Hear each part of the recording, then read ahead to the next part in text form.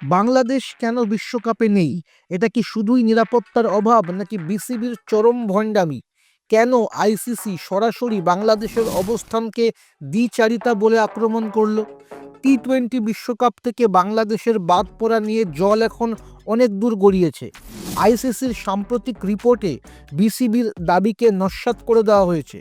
Board জানিয়েছিল নিরাপত্তার অভাবের কারণে তারা ভারতে খেলতে পারবে না, কিন্তু আইসিসি মনে করিয়ে দিয়েছে এর চেয়েও বেশি ঝুঁকি নিয়ে তারা গত বছর পাকিস্তান সফর করেছিল। এদিকে ওয়ার্ল্ড ক্রিকেটার্স অ্যাসোসিয়েশন বা ডাব্লিউবিইউসি এর এই ঘটনায় গভীর উদ্বেগ প্রকাশ করেছে। তাদের মতে বাংলাদেশের মতো ক্রিকেট পাগল দেশের অনুপস্থিতি বিশ্বকাপের জৌলুস কমিয়ে দেবে।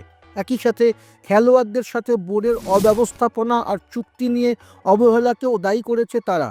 বিশ্ব ক্রিকেটের স্বার্থে এই অচলাবস্থা কাটানো যে জরুরি তা স্পষ্ট করে দিয়েছে ডাব্লিউসিএ। বাংলাদেশের বিশ্বকাপে না থাকায় টুর্নামেন্টের আকর্ষণ কি আপনার কাছে কমে গিয়েছে?